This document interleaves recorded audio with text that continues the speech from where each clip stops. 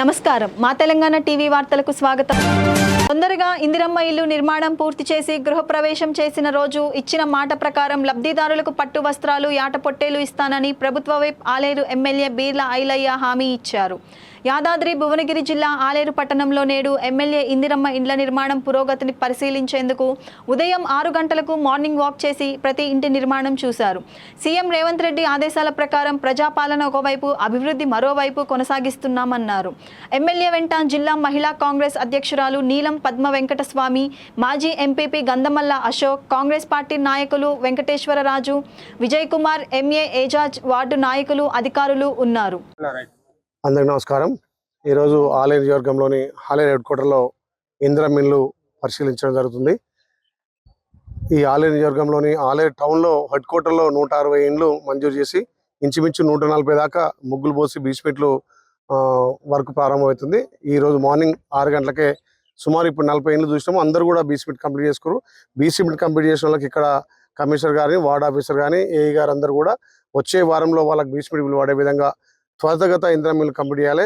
ప్రతి బెనిఫిషియరీ కూడా చాలా ఆనందం వ్యక్తం చేస్తున్నారు. గత 10 ఏళ్ళుగా మా కళ ఈ ప్రభుత్వం గౌరవ ముఖ్యమంత్రి రేవంత్ రెడ్డి గారు వచ్చిన తర్వాత మాకు నెరవేరిందని చాలా ఆనందం ఇస్తున్నారు. అందుకే వాళ్ళకి త్వరితగత బిల్లు ఇచ్చి ఇంకా ఇందిరమ్మ ఇల్లు ఫాస్ట్ చేయాలనే ఉద్దేశంతో ఇలా ప్రతి ఇల్లు 140 ఇండ్లను పర్యవేక్షించి పనులు ఎట్లవుతున్నాయో, పురోగతి ఎట్లుందో చూసి వాళ్ళకు కూడా ఇంకా కట్టుకున్న వాళ్ళకు కూడా ప్రోత్సహించి త్వరితగా బిల్లు ఇచ్చి ఆ ఇల్లు కంప్లీట్ చేయాలి. ఎందుకంటే సొంత ఇంటి కళ నెరవేరుతున్న సమయంలో వాళ్ళ ఆనందం నిజంగా కూడా చాలా సంతోషం.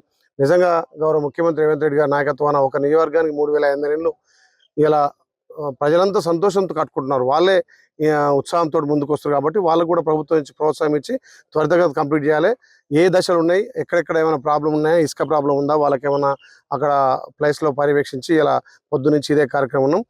త్వరితగతిన ఈ 2-3 నెలలనే ఈ 160 ఇండ్లు కంప్లీట్ చేస్తామని చెప్పి వాళ్ళందరూ కూడా ఆఫీసర్లు కానీ అక్కడ లబ్ధిదారులు చెప్పడం జరిగింది. చాలా సంతోషం.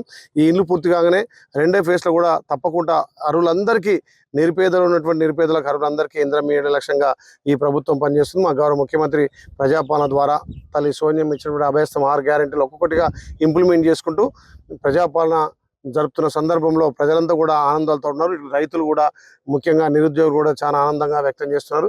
ఇక్కడ ఉద్యోగాల విషయంలో కానీ, రైతు రుణమాఫీ కానీ, రైతు భరోసా కానీ, ఇలా గ్రామాలలో చూస్తుంటే కొత్త రేషన్ కార్డులు, 10 ఏళ్ళని ఇవ్వటువంటి రేషన్ కార్డులు, ఇలా కొత్త రేషన్ కార్డులతో పాటు యూనిట్ల యాడ్ కూడా పెద్ద ఎత్తున జరుగుతుంది. ప్రజలు చాలా సంతోషంగా ఉన్నారు. మా గౌరవ ముఖ్యమంత్రి ప్రజాపాలన ద్వారా ప్రజలకు సంక్షేమం ఒకవైపు, అభివృద్ధి ఒకవైపు రెండు అందిస్తున్న తరుణంలో ఇలా ఆలేరులో ఉన్నటువంటి హెడ్ క్వార్టర్లో ప్రతి ఇల్లును ఇందిరమ్మ ఇల్లు పరిశీలించి త్వరితగత పూర్తి చేయాలనే లక్ష్యంతో పనిచేస్తున్నాం. అంటే సైదాపురంలో ఇచ్చినట్టు ముందుగా గ్రామంలో కట్టిన ఇంట్లకు పట్టు వస్త్రాలు కానీ, పొట్టేలు అట్లాంటివి తప్పకుండా ఈ ఆలేరు టౌన్లో 12 వార్డులు ఉంటాయి. అంటే మేము ఏంటంటే వాళ్ళని ప్రోత్సహించాలి, వాళ్ళకు కొంచెము ఎంకరేజ్ చేయాలనే ఉద్దేశంతో ప్రతి వార్డులో ఎవరైతే ముందుగా ఇల్లు కంప్లీట్ చేసి గృహప్రవేశం చేస్తారో వాళ్ళకు పట్టుబడులతో పాటు ఈ ఆడపిల్ల ఇస్తాను మాట ఇచ్చిన అన్ని గ్రామాలలో త్వరితగతిన పూర్తి చేసి ఎవరైతే మొదట గృహప్రవేశం చేస్తే వాళ్ళకి ఏట పట్టు వస్త్రాలు ఇస్తాను అప్పుడు మాట ఇచ్చినా ఇప్పుడు ఇస్తా. ఈ 2-3 రోజులనే ఇక్కడ మంతపూర్లో కూడా గృహప్రవేశం చేయబోతున్నాం. వాళ్ళకు కూడా ఇచ్చే కార్యక్రమం. యాదాద్రి భువనగిరి జిల్లా ఆలేరు మండలం బహదూర్పేట గ్రామం నుండి చిన్న కందుకూరు వెళ్లే బాటను ఇటీవల 2 వ్యక్తులు భూమి మాది అని పెద్ద బండరాళ్లు అడ్డువేసి కంచె నాటడంతో వందల మంది రైతులు ఇబ్బందులు పడుతున్నారు. తాతల తరాల నుండి నడుస్తున్న బాట బంద్ కావడంతో గ్రామస్తులు ఆందోళన చెంది బాటనైనా చూపించండి లేదా మాకు హెలికాప్టర్ అయినా కొనియండి అని వినూత్నమైన డిమాండ్ చేశారు. అయితే నేడు ఆలేరు పట్టణంలో ఇందిరమ్మ ఇండ్ల నిర్మాణం పురోగతిని పరిశీలించడానికి వచ్చిన ప్రభుత్వ విప్ ఆలేరు ఎమ్మెల్యే బీర్ల ఐలయ్యకు గ్రామస్తులు దాని కోరడంతో వెంటనే బహదూర్పేట గ్రామానికి వెళ్లి బాటను పరిశీలించి గ్రామస్తులను వివరాలు అడిగి తెలుసుకున్నారు. బాటను బ్లాక్ చేసిన తోనూ మాట్లాడి బాటకు నష్టపరిహారం ప్రభుత్వం నుండి ఇప్పిస్తానని లేదా నేనైనా ఇస్తానని చెప్పి వెంటనే బాటకు అడ్డంకులు తొలగించాలని చెప్పారు. వందలాది మంది నడిచే బాటకు అడ్డం కంచె వేయడం సరికాదని చెప్పారు. అంతేకాక అక్కడే ఉన్న సీఐకి వెంటనే ఈ సమస్యను పరిష్కరించాలని ఆదేశించారు. అక్కడి నుండి వెళ్లిన వెంటనే గ్రామస్తులు కంచెను తొలగించారు. నువ్వు తీసేసే నీ మీద కేసు అయితే చూసుకుంటా. 100 మంది నడిచే పాట 10 మందికి అక్కడి వచ్చేది ఉండాలి. ఒక్కటి నష్టపోతే ఏముంది?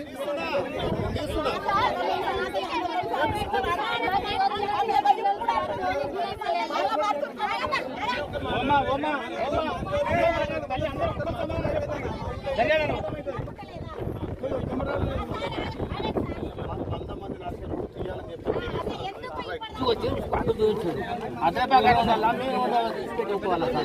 తెలిసి కాదు, గతంలో నువ్వు సీఏ గారు వచ్చినప్పుడు అద్దులు పెట్టి కడిలు నాటారు. అది ఉండు, నీకేమైనా నష్టం ఉంటే నష్టపరిహారం నేను ఇప్పిస్తా. అక్కడ భూమి ఉంటే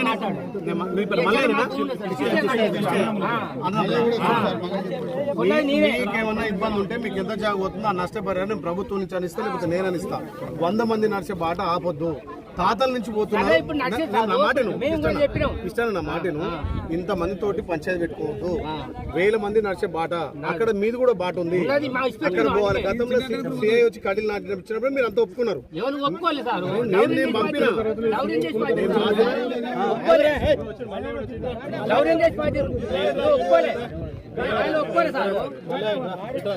ఎందుకంటే మాకు రికార్డు ఉన్న కాడికి ఉండాలి. భూమి ఎక్కువ మాకు గుంట కూడా సార్ అన్ని చూసినా ఒకటి, నువ్వు మీకు రికార్డు ఉంటే రికార్డు ఏదో దేవుడు కానీ 100 మంది నడిచే మాట ఆపకూడదు. అదే మీరు పార్టీ నేను చూపిస్తా, ఎంఆర్ఓ టీం కట్టిస్తా. మాటని నీకే నష్టపరం అయితే నేను నష్టపరం కట్టిస్తా. కానీ 100 మంది నడిచే బాట 100 మంది కదా, గీడి దాకా 10 అడుగులు 100 మంది ఆడ దాకా 4గురికే ఈడ బాట. ఇది క్లియర్ అయినాక ఆడ కూడా వస్తా. నువ్వు రా, ఫస్ట్ కళ్ళు తీపి వస్తా. ఆడ తీసినాక నేను ఇటు ఏకుంటే అడుగు. నువ్వు నాకు ఉల్టా చెప్పొద్దు. 10 మందికి అక్కడ వచ్చే పని మనం చేద్దాము. నీకు నష్టం అయితే 1,00,000 నేను ఇస్తాను.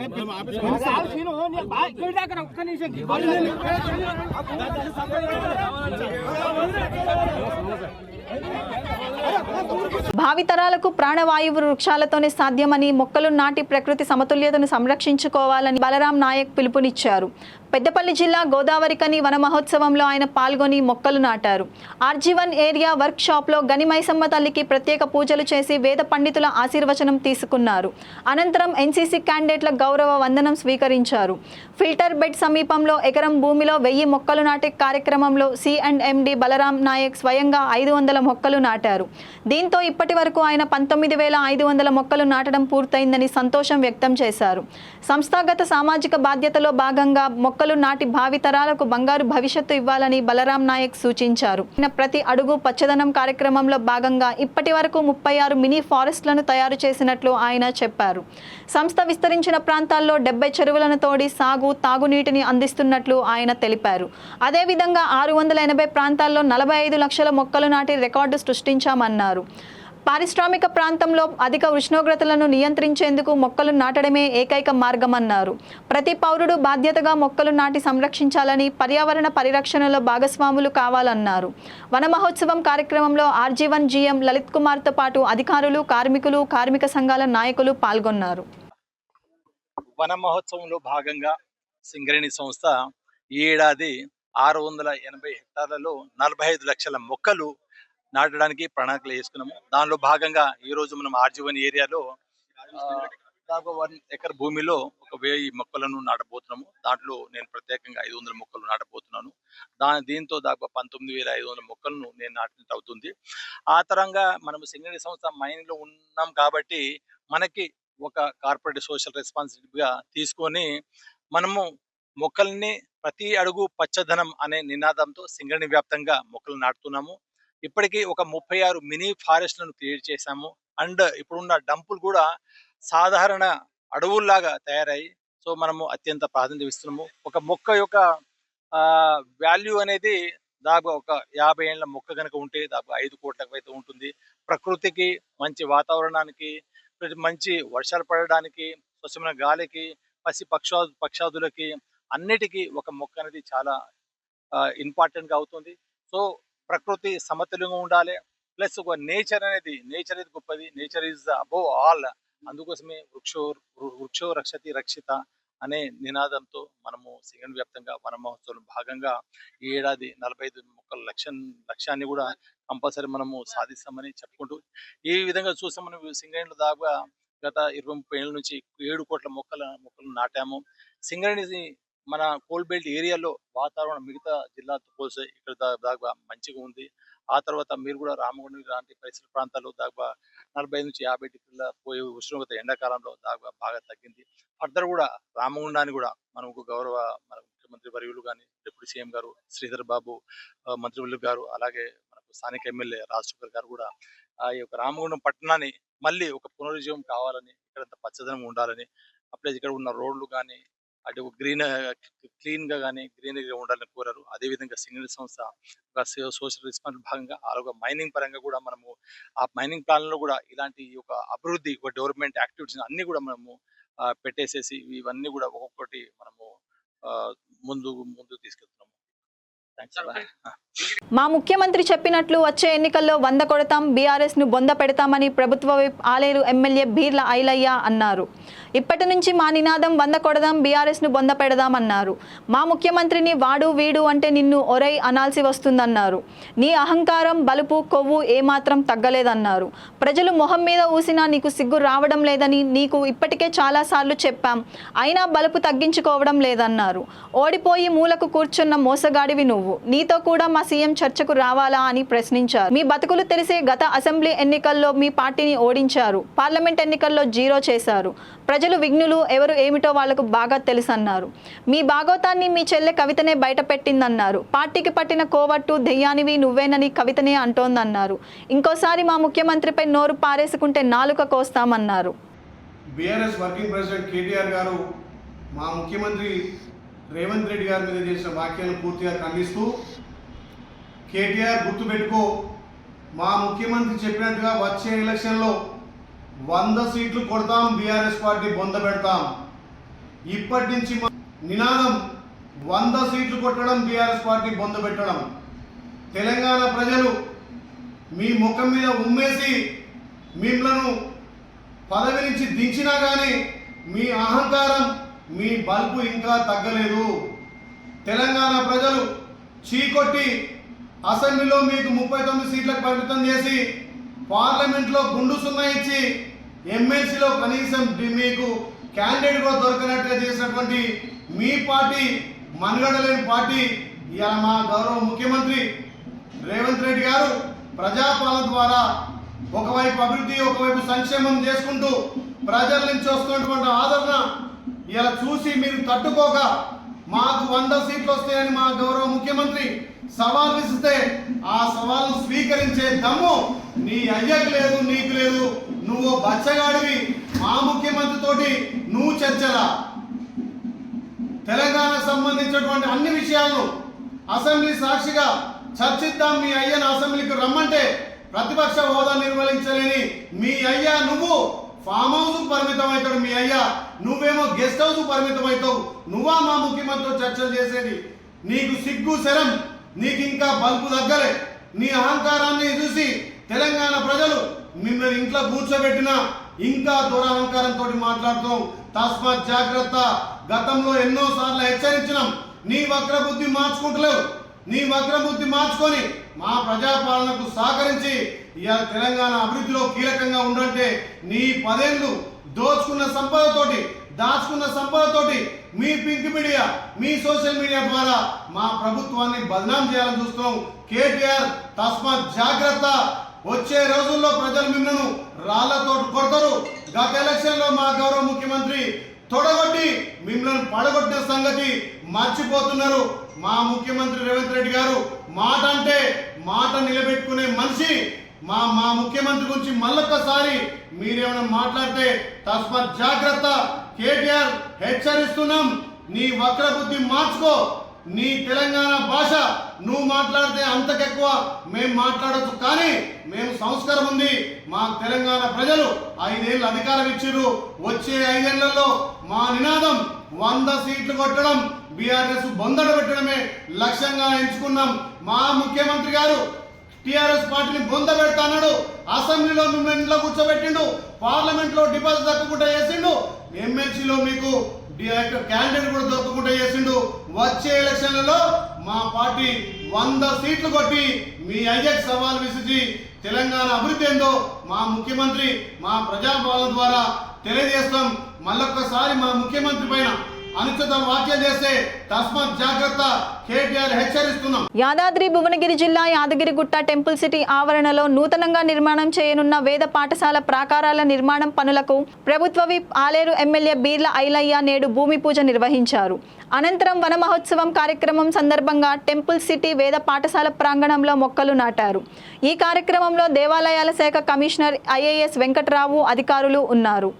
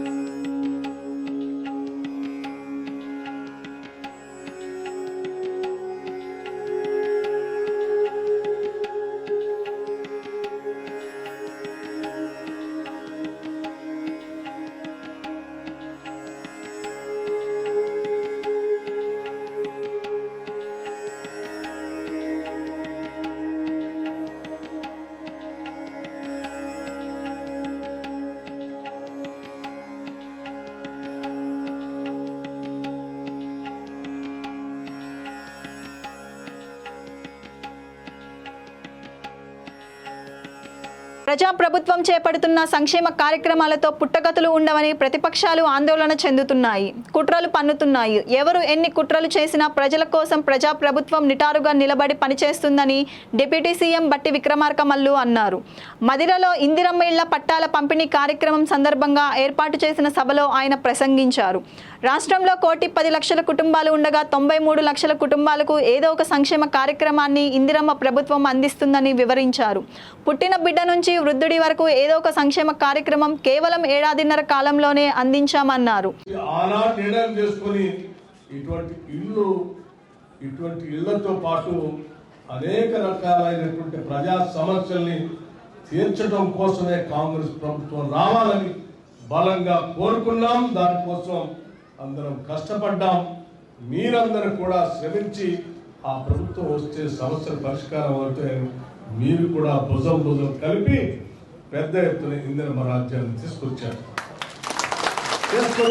ఈ రాజ్యంలో గత ప్రభుత్వం 10 సంవత్సరాలు డబల్ బెడ్రూమ్ ఇల్లు ఇస్తామని, ఇల్లు లేని పేదవాళ్ళకి, ఆ కుటుంబంలో ఉన్నటువంటి ముసలి వాళ్లకు, పిల్లలకు ఆశ చూపించి 10 ఏళ్ళు వాళ్ళ ఓట్లు పొందడం కోసం ప్రయత్నం చేశారు తప్ప వాళ్ళకి ఇల్లు కట్టించాలనేటువంటి ఆలోచన మాత్రం ఏమాత్రం చేయలేదు.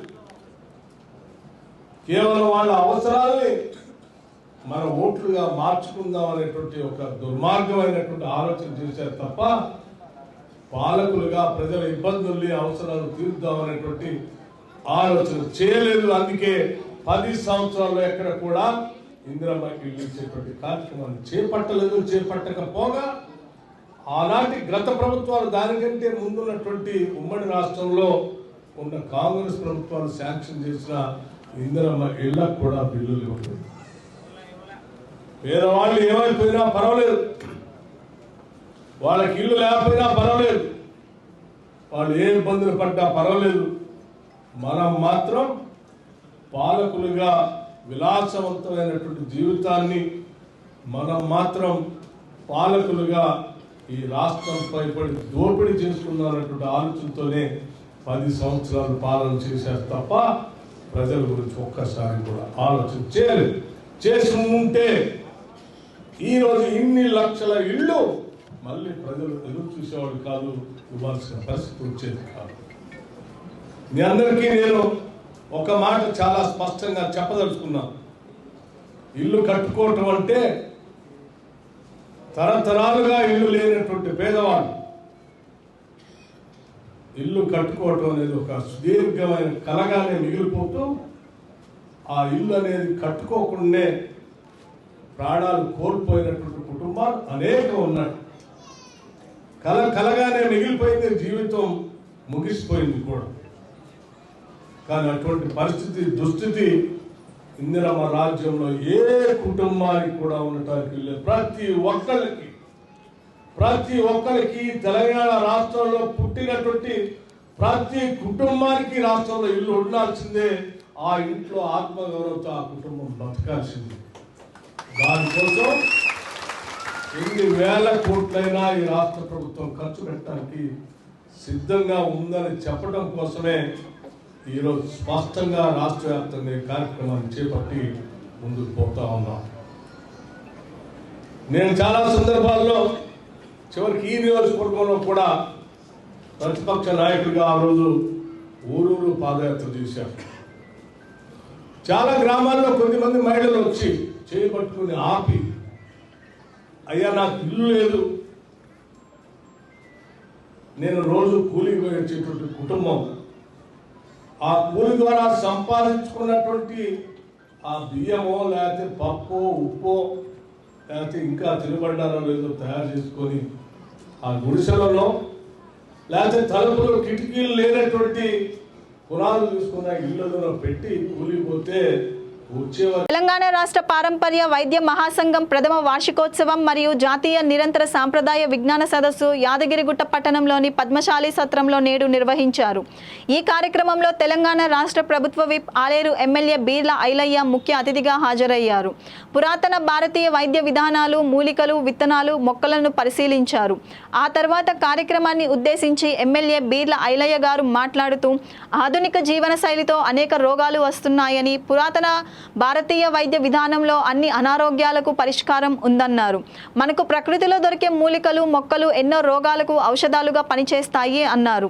ఇంగ్లీషు మందుల కంటే ప్రకృతి వైద్యం బాగుంటుందని ఎమ్మెల్యే బీర్ల ఐలయ్య అభిప్రాయం వ్యక్తం చేశారు. ఈ ఆధునిక జీవన శైలిలో ఎన్నో రుగ్మతులు, ఎన్నో రోగాలు వస్తున్నాయి. కానీ ప్రతి జీవి త్వరితగతిన నయం కావాలని చెప్పి ఈ మందులకు అలవాటై పుట్టిన బిడ్డ కాంచెలో చచ్చే ముసలి దాకా కూడా మందుల మీదనే ఆధారపడుతున్నారు.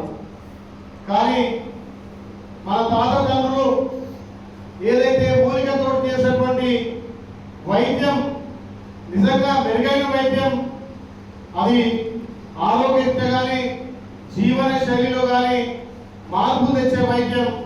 కానీ ఈ ఆధునాతన జీవితంలో దాన్ని మర్చిపోయి ఈ ఇంగ్లీష్ మందులకు అలవాటై ఇలా శారీరకంగా, ఆర్థికంగా కూడా చాలా వీక్ అయిపోయి జీవన శైలి 100 ఏళ్ళ నుంచి 60 ఏళ్ళకే పరిమాణం అయింది.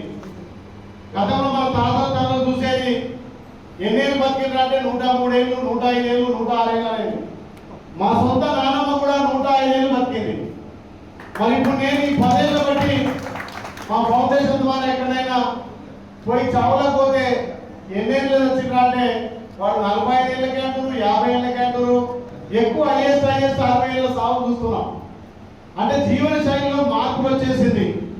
గతంలో మన తాతతండ్రులు మీకు నేర్పించినటువంటి ఆ చెట్ల వైద్యం, దాన్ని కనుక మన ప్రజలు వాడి దాన్ని ఇప్పుడున్నటువంటి మన ప్రభుత్వాలు కూడా వెలుగులో తీసుకొచ్చి మీ అందరికీ బాధ్యత ఇచ్చి గ్రామాలలో ఈ చెట్ల వైద్యాన్ని చేస్తే ఇంకా మన జీవన పరిమాణం పెరిగిపోతుంది. ఎవరు పుట్టిన బిడ్డ కాంచెలో షుగర్ వ్యాధి అంటున్నారు. చాలా మంది 40 ఏళ్ళ 30 ఏళ్ళకే హార్ట్ అటాక్ వస్తుంది. మరి బాడీకి చూస్తే శారీరక లోపం వల్ల ఈ ఇంగ్లీష్ మందులు వాడడంతో పూర్తిగా బాడీ కూడా వీక్ అవుతుంది. ఆ తరుణంలో మీరు నిజంగా కూడా గత సంవత్సరం ఈ పారంపర్య వైద్యాన్ని కాపాడడం కోసం రాష్ట్ర నలుమూలలా దేశమంతా ఒక సంఘంగా ఏర్పడి మీరు మీ గ్రామాల్లో ఈ ప్రాంతంలో చెట్ల వైద్యాన్ని ఇంకా బతికిస్తుంటే చాలా స్వామి అదృష్టం. మీరు ఉన్నట్టు మీరు ఇంకా దేశ ప్రజలకు, రాష్ట్ర ప్రజలకు, ఇక్కడ ప్రజలకు సేవలు అందిస్తున్నట్టుగా మేము గుర్తిస్తున్నాం. తప్పకుండా మన ప్రభుత్వం కూడా మీ సేవలు గుర్తించి అన్ని విధాలా మీ సంఘానికి శాయశక్తుల నాతో కూడా నేను కృషి చేసి ఈ ఏరియాలోనే మన ఆలయ నియోజకవర్గంలోనే ఒక ప్లేస్ కూడా గుర్తించి సంఘం కూడా ఏర్పాటు, మీ బిల్డింగ్ కూడా నేను తప్పకుండా ఇస్తానని చెప్పి మా దగ్గర వాసే మా అన్నగారు కూడా అంత మా కాన్ఫిడెన్స్ ఇక అన్న కూడా మా కాన్ఫిడెన్స్ అని చెప్పింది. కాబట్టి తప్పకుండా మీ ప్రభుత్వ పరంగా కానీ మా ఫౌండేషన్ పరంగా వ్యక్తిగతంగా నేను కూడా సేవలో ముందున్నా కాబట్టి మీ సేవలు కూడా మా ప్రజలకు అవసరం. మీలో ఉన్నటువంటి నైపుణ్యం, ఏ చెట్టు ద్వారా ఏ రోగం నయమవుతుంది, ఏ గడ్డ ద్వారా ఇవ్వరు దీన్ని అనేది, దీన్ని ఏమంటున్నా అడుగుల్లి. దీనివల్ల ఒకటి, ఈ చెట్ల వల్ల ఒకటి, గతంలో మేము చిన్నప్పుడు చూసేది తేరు కలిసిందంటే మా పెద్ద మనిషి ఉడుగాతో ఇట్లా 3 సార్లు మంత్రం వేసిందంటే మంత్రంలో కాదు ఆ చెట్టు ఆకు కొనల్లో ఆ చెట్టులో ఉన్నటువంటి రుగ్మతే అక్కడ తేలు కుట్టినా, పాము కుట్టినా ఇవన్నీ. మరి ఆనాటి తాత తండ్రుల పారంపర్య వంశంగా వస్తున్నటువంటి ఈ వైద్యాన్ని ఈ ఆధునిక రాజ్యంలో, ఈ ఆధునిక కాలంలో మీరు తగ్గిస్తుంటే చాలా గొప్ప వాళ్ళు. మీరు మీకు ప్రభుత్వం నుంచి అన్ని విధాల సహాయ సహకార్యాలు అందిస్తానని చెప్పి నా బాధ్యతగా ఈ ప్రాంతంలో ఉన్నటువంటి మా పారంపర్య వైద్యులకు ఏ విధమైనటువంటి సౌకర్యాలు కానీ మీకు అవసరమైతే చెట్లకు కావాల్సినటువంటి సౌకర్యాల విషయంలో నా బాధ్యతగా చేస్తానని చెప్పి ఇంకా వైద్య వృత్తిని ఈ రోజుల్లో కూడా కాపాడుతాం. మీ అందరికీ పేరు పేరున ధన్యవాదాలు తెలియజేస్తూ ఇక మంచి కార్యక్రమం, మంచి రోజు, సంవత్సరం వార్షికోత్సవం. నిజంగా నేను రావడం కూడా నా అదృష్టంగా భావిస్తూ నేను కూడా చాలా వరకు ఇంగ్లీష్ మందుల కంటే ఎక్కువ చెట్ల మందులను నమ్ముతా. చెట్ల మందులను నమ్ముతా. నాకు ఒకప్పుడు షుగర్ ఉందంటే మా గ్రామంలో ఒక ఆయన అదే మాట్లాడరు, దాని చేను ఉన్నది తిరుపతిగా అనుకో 4 రోజులు తీసుకుంటే షుగర్ మొత్తం నయమైపోయింది. నేను ఇంగ్లీష్ మందులు షుగర్ వాడా.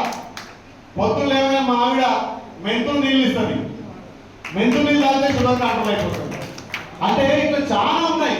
ఒక్కొక్క చెట్టుకు ఒక్కొక్క రోగం నయం చేసే గుణం ఉంది. కాబట్టి వాటన్నింటినీ వెలికి తీసి ఇంకా ఈ ఆదివారం సమాజంలో ఈ చెట్ల ద్వారా రుగ్మతులు తయారు చేసి రుగ్మతులను జబ్బులను నయం చేసే మీ అందరికీ ఆ స్వామివారి ఆశీస్సులు ఎల్లవేళలు ఉండాలని, మీ అందరికీ మేమే రకంగా సేవ చేయాలి, ఈ ప్రాంతంలో మీ పారంపరిక వైద్యానికి ఏ రకంగా మేము అందుబాటులో ఉండాలో తప్పకుండా మీ సూచనలు సలహా తీసుకొని ఇంకా మీ వృత్తిని ఆ బాధ్యతను కావాల్సిన బాధ్యత మా మీద, మన ప్రభుత్వం మీద ఉండాలని తెలియజేస్తూ పెద్దలు ఆహ్వానం నుంచి ఇక్కడికి వచ్చిన వీళ్ళందరికీ పేరు పేరున ధన్యవాదాలు తెలియజేస్తూ భువనగిరిలో లింగ నిర్ధారణ పరీక్షల కలకలం. పరీక్షలు చేసి 2 మహిళలకు అబార్షన్.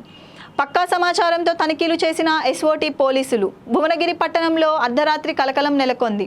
పట్టణంలోని ఓ ప్రైవేట్ ఆసుపత్రిలో చట్ట వ్యతిరేకమైన లింగ నిర్ధారణ పరీక్షలు చేసి 2 గర్భిణీలకు అబార్షన్ చేసిన ఘటన ఎస్ఓటీ పోలీసుల తనిఖీలలో బహిర్గతమైంది. భువనగిరి పట్టణ పోలీసులు తెలిపిన వివరాల ప్రకారం పట్టణంలోని గాయత్రి హాస్పిటల్ అబార్షన్ చేస్తున్నారని పక్కా సమాచారం మేరకు పోలీసులు తనిఖీలు నిర్వహించారు. ఈ తనిఖీలలో ఆసుపత్రిలో 2 గర్భిణీలకు అబార్షన్ చేసి అబ్జర్వేషన్లో ఉంచారు. దీంతో ఆసుపత్రికి చెందిన హీరేకర్ శివకుమార్ను అదుపులోకి తీసుకొని విచారణ చేస్తున్నట్లు పట్టణ పోలీసులు వెల్లడించారు. ఈ ఘటనకు సంబంధించి పూర్తి వివరాలు తెలియాల్సి ఉంది. ఈమెకి అబార్షన్ చేశామని చెప్పేసి ఇక్కడ స్టాఫ్ వాళ్ళు చెప్తున్నారు. తర్వాత ఈమె మన సుజాత వచ్చేసి తను మార్నింగ్ 10 AM అడ్మిట్ అయ్యారు. వామిటింగ్స్, మోషన్స్, తర్వాత కడుపులో నొప్పి అని చెప్పేసి అడ్మిట్ అయ్యారు. వీళ్ళు కూడా నైట్ 10:30 ఆ మధ్య 9 గంటలకి అట్లా ఈమెకు అబార్షన్ చేయడం జరిగింది అన్నమాట. 9 గంటలకి తనకి అదే అబార్షన్ చేయడం జరిగిందని కింద ప్రాథమిక విచారణలు చేసుకున్నప్పుడు కింద స్టాఫ్ వాళ్ళు చెప్పారన్నమాట, 2 ANMs.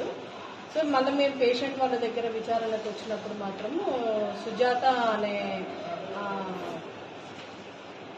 అనేటామెనేమో నేను కింద పడి నాకు ఓవర్ బ్లీడింగ్ అవ్వడం వల్ల నాకు ఏం జరిగిందో ఏమో నాకు తెలియదు అని తను పేషెంట్ చెప్పడం అనేది జరిగింది. ఇంకొకరు తను ఈమె శ్రీలత చెప్పడం జరిగింది. తర్వాత ధనావత్ సుజాత వచ్చేసి నాకు అసలు ప్రెగ్నెంటే కాదు, నాకు వామిటింగ్స్, మోషన్స్ అయినాయి కాబట్టి నేను ఇక్కడ అడ్మిట్ అయ్యాను అంతే, ఇంకా నాకేం కాలేదని వీళ్ళు సుజాత వాళ్ళు చెప్తున్నారు. అయితే మాకు కింద స్టాఫ్ దగ్గర విచారణ మేము ఎంక్వైరీ చేసినప్పుడు మాత్రం 2కి అబార్షన్ చేశారని మాత్రం చెప్పారు క్లియర్గా. అది కూడా డాక్టర్ శివకుమార్ చేశారని చెప్పేసి వాళ్ళు చెప్తున్నారు. పర్మిషన్ ఉందా మేడం? అసలు హాస్పిటల్ పర్మిషన్ ఉందా? హాస్పిటల్కి రిజిస్ట్రేషన్ ఉందండి. కాకపోతే ఓనర్ వచ్చేసి డాక్టర్ గాయత్రి ఉన్నారు. అందులో డాక్టర్ రమ్య, డాక్టర్ అఖిల్ అనే వ్యక్తుల మీద హాస్పిటల్ రిజిస్ట్రేషన్ ఉంది. కాకపోతే డాక్టర్ శివకుమార్ పేరు అనే అతని అయితే మన దగ్గర అయితే రిజిస్ట్రేషన్లో లేదు పేరు. ఇంకొకటి మన దగ్గర ఉన్న ఎంటీపీ అంటే యాక్చువల్గా మనకి ఇక్కడ ఏదైనా ప్రైవేట్ హాస్పిటల్ అయినా కూడా మనకి ఈ మెడికల్ టర్మినేషన్ ప్రెగ్నెన్సీ అనేది ఎంటీపీ చేయాలి అనుకుంటే, అబార్షన్ చేయాలనుకుంటే వీళ్ళకి సర్టిఫికేట్స్ అనేది ఇష్యూ చేస్తాం డిఎంహెచ్ ఆఫీస్ నుంచి. ఆ విధంగా మన దగ్గర 16 సెంటర్లు ఉన్నాయి. 16 సెంటర్లు సర్టిఫికేట్స్ తీసుకున్న వాళ్ళు ఉన్నారు, ఎంటీపీ సర్టిఫికేట్స్. అందులో మనకి గాయత్రి హాస్పిటల్ అనేది ఎంటీపీ సర్టిఫికేట్ కూడా వీళ్ళకి ఇష్యూ చేయలేదు. అబార్షన్ చేయడానికి కూడా మనము 2 రకాల సర్టిఫికేట్లు ఇస్తాం వాళ్ళకి.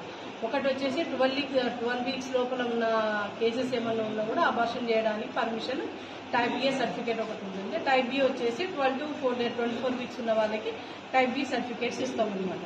ఆ విధంగా ఉన్న సెంటర్స్లలో చూసుకుంటే మా దగ్గర గాయత్రి హాస్పిటల్లో ఎటువంటి ఎంటీపీ సర్టిఫికేట్ కూడా మేము ఇష్యూ చేయలేదండి. ఎంటీపీ సర్టిఫికేట్ లేకుండా వీళ్ళ అబార్షన్స్ అనేది కూడా చేయకూడదు. దాని మీద మేము యాక్షన్ తీసుకోవాల్సి ఉంటుంది, తీసుకుంటాం. సూర్యాపేట జిల్లా గరిడేపల్లి మండలం రాయినిగూడెం గ్రామంలో అదనపు కట్నం కోసం తల్లిదండ్రులను వేధిస్తున్న కూతురుపై హుజూర్నగర్ ఆర్డీఓ శ్రీనివాసులకు కోల నాగమ్మ వెంకన్న సోమవారం ఫిర్యాదు చేయడం జరిగింది.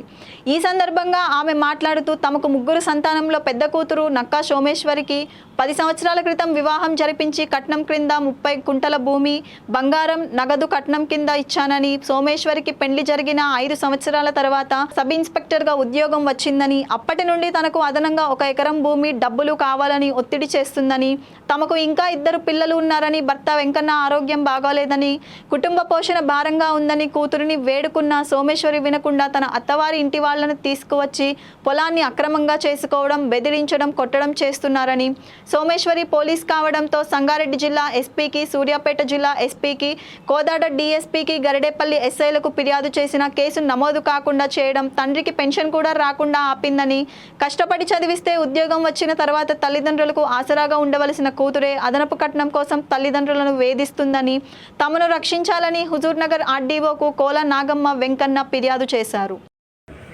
మా ఆయన పేరు భర్త వెంకన్న, మాది రాయనగూడెం. నాకు 3 పిల్లలు, ఒక 2 బిడ్డలు, ఒక కొడుకు. పెద్దమ్మాయిని చదివించిన అక్కడ అవినిగడ్డల, మరి ఇక్కడ ఈ కడపల ఈ కోదాట్ల ఇంత లెక్క చదివించి నేను ఇక 3 జాబులు మా ఇంట్లోనే వచ్చి పోయిన తర్వాత ఇక ఆడపిల్లని ఇంట్లో ఉంచుకుంటే బాగోదని చెప్పి నేను పెళ్లి చేసిన, కొనుగోడు ఇచ్చిన. కొనుగోడు నక్క రమేష్, ఆ తల్లి పేరు పాపమ్మ, నక్క వెంకటయ్య వాళ్ళకి ఇచ్చి యహానం జరిపించిన.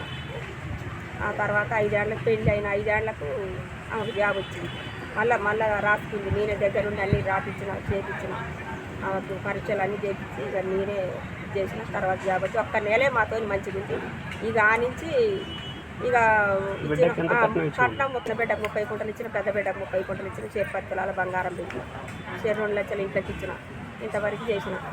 ఇక ఆ తర్వాత ఇక మమ్మల్ని అదనం కట్నం 1.5 ఎకరం ఇవ్వమని అదనం కట్నంగా మమ్మల్ని పెట్టి ఎస్ఐ జాబ్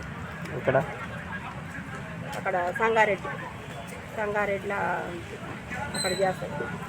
ఇక ఆ నుంచి ఇక కట్నం ఇవ్వమని మమ్మల్ని ఒకటే ఏజెంట్లు కొట్టడం, పెట్టడం, మా పొలాలు వచ్చి దున్నటం. పెట్టిన కట్నమేమో ఇచ్చిన 30 కుంటలు ఆడబిడ్డకి ఇచ్చుకుంది. ఆడబిడ్డకు అమ్ముకొని మళ్ళీ ఇంకా 1.5 ఎకరం పెట్టని ఇప్పుడు పెద్దల్ని చిన్నల్ని చేసుకొని అటు ఇటు చేసుకుంటా తిరుగుతుంది. ఎక్కడ కొడుతుండని పోయి కేసు ఇచ్చినా కానీ పోలీసు అని ఏమో పట్టించుకోకుండా అట్లా చేసి అసలు మొన్న వచ్చి అల్లుడు కొడితే అసలు వాళ్ళే సిక్కింది. ఖమ్మం వాళ్ళ అటు ఇటు చూపించి 1.5 లక్షన్నర ఖర్చు వచ్చింది. అట్లా కూడా సత్తడేమని మేము అట్ట కూడా చేయించుకొని మా పింఛన్ తీసేపించింది. అన్నీ ఒక చిత్రమైన.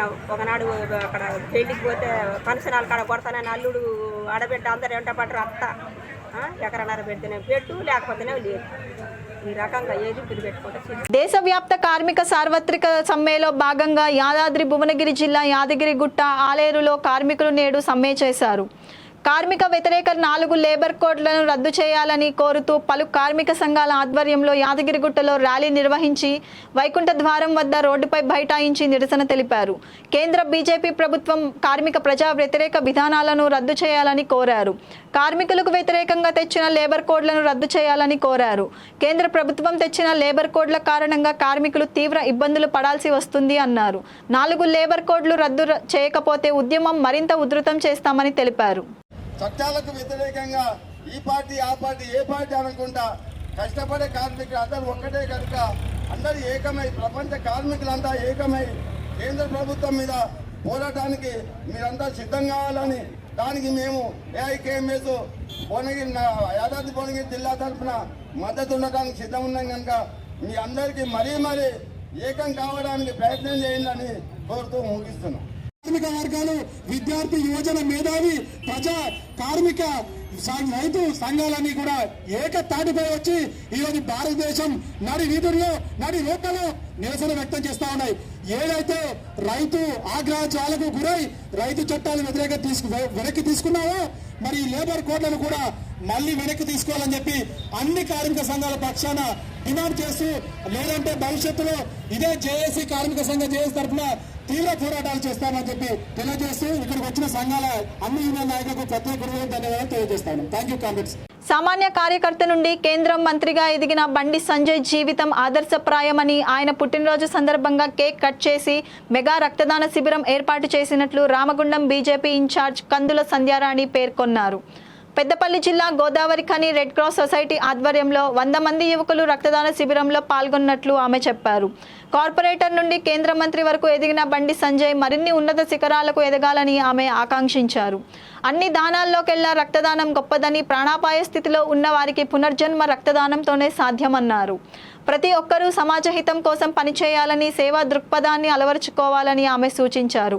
దేశం కోసం, ధర్మం కోసం కేంద్ర మంత్రి బండి సంజయ్ కృషి అభినందనీయమని ఆమె ప్రశంసించారు. బండి సంజయ్ జీవితాన్ని ఆదర్శంగా తీసుకొని నేటి యువత ప్రజాసేవకు అంకితం కావాలని సంధ్యారాణి కోరారు. రక్తదాన శిబిరంలో పాల్గొన్న యువతకి పండ్లు పంపిణీ చేశారు. కేంద్ర హోంశాఖ సహాయక మంత్రివర్యులు శ్రీ బండి సంజయ్ అన్న పుట్టినరోజుని పురస్కరించుకొని రామగుండం భారతీయ జనతా పార్టీ ఆధ్వర్యంలో రెడ్ క్రాస్ సొసైటీ సహకారంతో ఈరోజు భారతీయ జనతా పార్టీ గోదావరి ఖని కార్యాలయంలో మెగా రక్తదాన శిబిరాన్ని ఏర్పాటు చేసుకోవడం జరుగుతూ ఉన్నది. మరి ఈ కార్యక్రమంలో అన్ని దానాల్లోకెల్లా రక్తదానం గొప్పదిగా మనం భావిస్తాము.